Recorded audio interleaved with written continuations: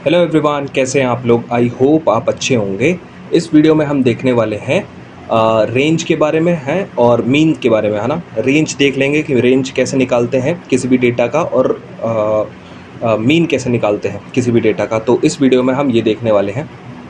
तो रेंज और मीन निकालने से पहले ये देखते हैं ग्रुप डेटा क्या होता है और अनग्रुप्ड डेटा क्या होता है। ग्रुप्ड डेटा क्या होता है और अनग्रुप्ड डेटा क्या होता है, इसके बारे में देखते हैं। जैसे कि ये किसी स्टूडेंट के मार्क्स लिखे हुए हैं, ये एक एग्जांपल है। ये किसी एक स्टूडेंट के मार्क्स लिखे हुए हैं, जैसे 20, 30, 60, 70, 20, 40, 50, 70, है ना। ये किसी का मार्क्स लिखा हुआ है। तो ये क्या है, ये अनग्रुप्ड है ना। ये इसको क्या बोलते हैं, इसको हम बोलते हैं अनग्रुप्ड डेटा, है ना। और ये दूसरे एग्जाम्पल जो है टेबुलर फॉर्म में लिखा हुआ है।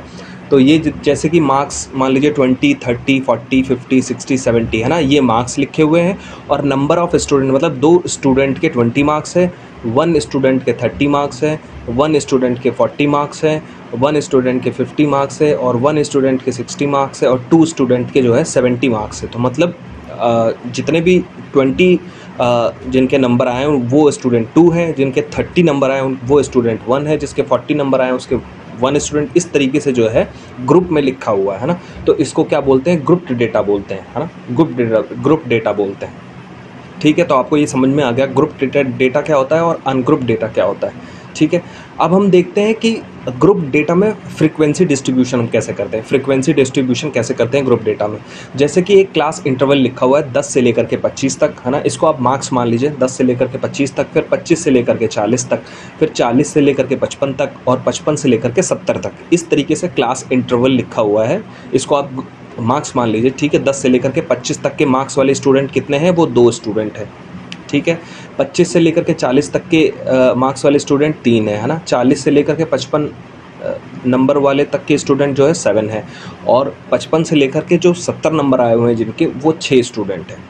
ठीक है, तो ये क्या है, एक फ्रीक्वेंसी जो है 10 से लेकर के 25, एक फ्रीक्वेंसी के बीच में जो है स्टूडेंट कितने हैं वो लिखे हुए हैं। तो इसको हम क्या बोलते हैं, ग्रुप्ड फ्रीक्वेंसी डिस्ट्रीब्यूशन बोलते हैं। ठीक है, अब हमें निकालना है कि पर्टिकुलर एक स्टूडेंट का मार्क्स कितना है, एक स्टूडेंट का मार्क कितना है। तो हम कैसे निकालेंगे, जैसे इसमें 2 स्टूडेंट हैं, अब 2 स्टूडेंट के जो मार्क्स हैं वो कितने कितने हैं, तो उसको हम किस तरीके से निकालते हैं। इसको हम क्या करेंगे, 25 और 10 को जोड़ लेंगे। 25 और 10 कितना हो गया, 35 है। 35 को अगर हम 2 से डिवाइड कर देते हैं, 25 और 10 को जोड़ लेंगे, फिर इसको हम 2 से डिवाइड करेंगे तो कितना आ जाएगा, 17.5, है ना। 35 को अगर हम 2 से डिवाइड करेंगे तो 17.5 आ जाएगा। इस तरीके से ये भी है कि 25 और 40 को अगर हम जोड़ते हैं, 25 और 40 को जोड़ते हैं तो कितना आ जाता है, 65 आ जाता है। 65 को अगर हम 2 से डिवाइड करते हैं कितना आ जाएगा, 32.5। ठीक है, इसी तरीके 55 और 40 को अगर हम जोड़ते हैं तो हमारा 95 आ जाएगा, और 95 को अगर हम 2 से डिवाइड करेंगे, है ना, 2 से डिवाइड करेंगे तो हमारा 47.5 आ जाएगा। ठीक है, इसी तरीके से 70 प्लस 55 को अगर हम जोड़ेंगे, 70 और 55 को जोड़ेंगे तो हमारा कितना आ जाएगा, हमारा आ जाएगा 125, है ना। 125 को अगर हम 2 से डिवाइड करेंगे तो कितना आ जाएगा, 62.5। तो हर एक स्टूडेंट के कितने मार्क्स होंगे, हर एक स्टूडेंट के मार्क्स होंगे 17.5, है ना। हर एक स्टूडेंट के कितने मार्क्स होंगे, 17.5, इसका 32.5, 47.5 और 62.5, है ना। तो इस तरीके से हमने मार्क्स निकाल लिया। ठीक है, हर एक स्टूडेंट का। अब हम देखते हैं कि कोई भी क्वेश्चन में रेंज और मीन कैसे निकालते हैं ना। अगर आपको कोई क्वेश्चन दे दिया तो उसमें हम रेंज कैसे निकालेंगे, मीन कैसे निकालेंगे, इसके बारे में हम देखने वाले हैं। जैसे कि हमारे पास कोई डेटा दे रखा है ना, 53, 53, 58, 58, 58, 63, 63, है ना, 68, इस तरीके से कोई हमें डेटा दे रखा है ना। अब इसमें पूछ रहा है कि find the range and mean, है ना। इसमें हमें रेंज निकालना है और मीन निकालना है। तो पहले हम रेंज निकालेंगे। रेंज कैसे निकालेंगे, जो सबसे बड़ी वैल्यू है इसकी, इस डेटा की जो सबसे बड़ी वैल्यू है वो कौन सी है, वो 68 है ना, 68 है। और जो सबसे छोटी वैल्यू है, सबसे छोटी वैल्यू कौन सी है, 53, है ना। इन दोनों को माइनस कर देंगे, बड़ी वैल्यू से हम छोटी वैल्यू को माइनस कर देंगे। तो बड़ी वैल्यू 68 है और उसकी छोटी वैल्यू 53 है। इन दोनों को अगर हम माइनस करते हैं तो 15 आता है। तो हमारा रेंज कितना हो गया, 15 हो गया। हमारा रेंज क्या हो गया, 15 हो गया। अब वही मीन निकालने की बारी आती है। तो मीन हम कैसे निकालते हैं, जितने भी डेटा लिखे हुए हैं यहाँ पर, जितने भी डेटा कितने डेटा लिखे हुए हैं, 1, 2, 3, 4, 5, 6, 7, 8, 9, 10, 11, 12, 13, 14 डेटा लिखे, 14 डेटा का सम कर लेना है। जितने भी डेटा लिखे उन सबका सम कर लेना है। जैसे मैंने सम कर रखा है, 53 जो है 2 बार है, उसको हमने सम कर लिया। 58 हमारा 4 बार है, हमने उसको सम कर लिया। 63 हमारा जो है 5 बार है, इसको हमने सम कर लिया। और 68 हमारा 3 बार है, इसको हमने पूरे को सम कर लिया। और डिवाइड किससे करना है, मैं 14 से, क्योंकि 14 डेटा है ना, 14 डेटा है तो 14 से हमने डिवाइड कर। जब इसको डिवाइड किया सॉल्व करके तो हमारा 61.21 आया, 61.21 आया। तो ये हमारा क्या कहलाएगा, मीन कहलाएगा। तो मीन को हम एवरेज भी बोल सकते हैं, मीन को हम क्या बोल सकते हैं, मीन को हम एवरेज भी बोल सकते हैं। ठीक है, अगर हम एवरेज निकालते हैं तो किस तरीके से निकालते हैं, डेटा को ऐड करके और जितने डेटा हैं उससे हम डिवाइड कर देते हैं। तो एवरेज और मीन जो है सेम होता है। ठीक है, ये आपको याद रखना है। ठीक है, अब एक हम दूसरा एग्जांपल लेते हैं। ये क्या है, ये एक प्रकार का ग्रुप डेटा है, ये ग्रुप डेटा है। ठीक है, ये हमें ग्रुप डेटा दे रखा है। अब जैसे ये कोई किसी का मार्क्स लिखा हुआ है, मान लीजिए मार्क्स है कोई का, मार्क्स, ये स्टूडेंट है, मान लीजिए स्टूडेंट, ये स्टूडेंट मान लीजिए। ठीक है, तो इसमें क्या निकालना है, हमें रेंज निकालनी है और मीन निकालना है। ठीक है, हमें दो चीज़ें निकालनी है। तो हम कैसे निकालेंगे, पहले रेंज निकालने के लिए हम किस तरीके से निकालते हैं, तो हमारे मार्क्स है, मेन डेटा कौन सा है हमारा, मार्क्स है ना। मार्क्स जो मैक्सिमम मार्क्स है, मैक्सिमम मार्क्स कितना है, 68 है, 68 हमारा मैक्सिमम मार्क्स है। और मिनिमम मार्क्स कौन सा है, 53 हमारा मिनिमम मार्क्स है। तो हम इसकी रेंज कैसे निकालेंगे, रेंज निकालने का तरीका जानते हैं आप, मैक्सिमम माइनस मिनिमम होता है। रेंज निकालने का क्या फॉर्मूला होता है, मैक्सिमम माइनस मिनिमम होता है। तो हमने मैक्सिमम लिख दिया 68 और मिनिमम लिख दिया 53।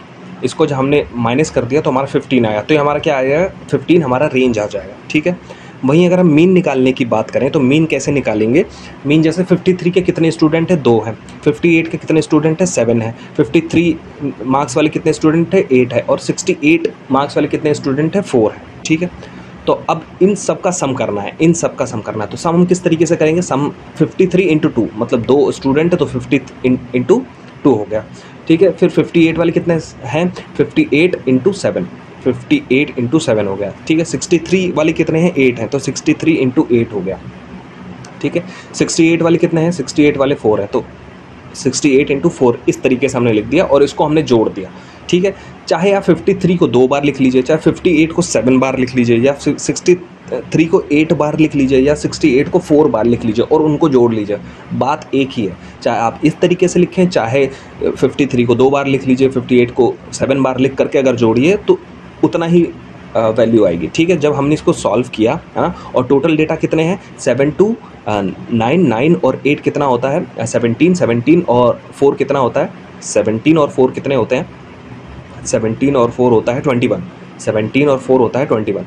तो हमारा जो है 21 से हम इसको डिवाइड करेंगे, 21 से इसको हम डिवाइड करेंगे। ठीक है, 21 से इसको हमने डिवाइड किया, तो 21 को से डिवाइड किया। जब इसको हमने सॉल्व किया तो 1288 आया, मतलब 1288 है ना, डिवाइड बाई 21। इसको हमने डिवाइड बाई 21 कर दिया। जब इसको सॉल्व करेंगे तो 61.33 आ जाएगा, 61.33। तो ये हमारा क्या आ गया, ये हमारा मीन आ गया, है ना, ये हमारा मीन आ गया। ठीक है, अब एक तीसरा एग्जाम्पल देखते हैं। तीसरे एग्जाम्पल में भी हमने ग्रुप डेटा ले रखा है। ग्रुप डेटा में भी क्या ले रखा है, हमने फ्रीक्वेंसी डिस्ट्रीब्यूशन ले रखा है। ग्रुप डेटा में हमने फ्रीक्वेंसी डिस्ट्रीब्यूशन ले रखा है, क्योंकि एक फ्रीक्वेंसी में जो है ये वैल्यू दे रहा है 51 से लेकर के 55 तक के कितने स्टूडेंट हैं। तो मान लीजिए ये मार्क्स है, ये फ्रीक्वेंसी दे रखी है, मान लीजिए मार्क्स है। ठीक है, और ये मान लीजिए स्टूडेंट है।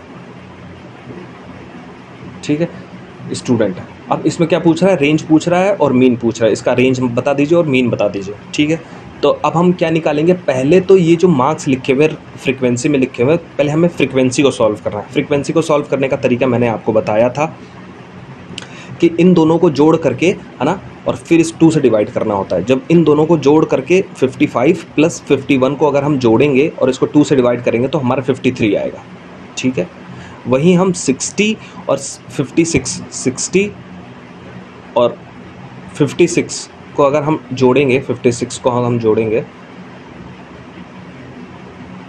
ठीक है, और 2 से डिवाइड करेंगे तो हमारा कितना आएगा, 58 आएगा। ठीक है, 58 आएगा। फिर वहीं 61 को और 65 को अगर हम जोड़ेंगे और 2 से डिवाइड करेंगे तो हमारा 63 आएगा, है ना।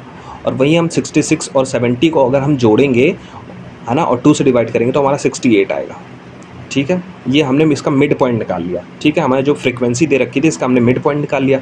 मिड पॉइंट निकालने के बाद जो हमारे स्टूडेंट दे रखे थे उसको हमने एज इट इज़ लिख दिया 2787 हमने लिख दिया, ठीक है। अब वही जो पहली वैल्यू जो जैसे मैंने पहले एग्जांपल में निकाला था उस तरीके से इसको निकाल देंगे, ठीक है। उस तरीके से कैसे निकालेंगे, रेंज निकालने की बारी आती है तो सबसे बड़ा मतलब डेटा कौन सा है 68 है और सबसे छोटा डेटा कौन सा है 53, तो 68 माइनस 53 कितना हो गया 15 हो गया हमारा, ठीक है 15 हो गया, ठीक है। हमने रेंज निकाल दी। अब मीन निकालने की बारी आती है।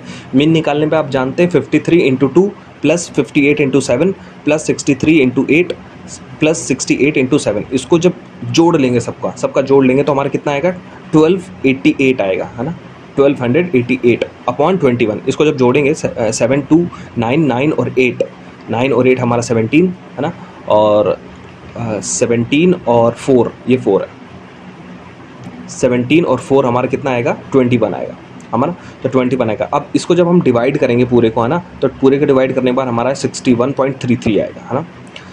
तो इस तरीके से जो है हम रेंज और मीन निकालते हैं, ठीक है। तो मैंने दोनों तरीके के आपको एग्जांपल बता दिए, ग्रुप डेटा कैसे निकालते हैं और अनग्रुप डेटा के एग्जांपल्स को हम कैसे सॉल्व करते हैं। So thank you.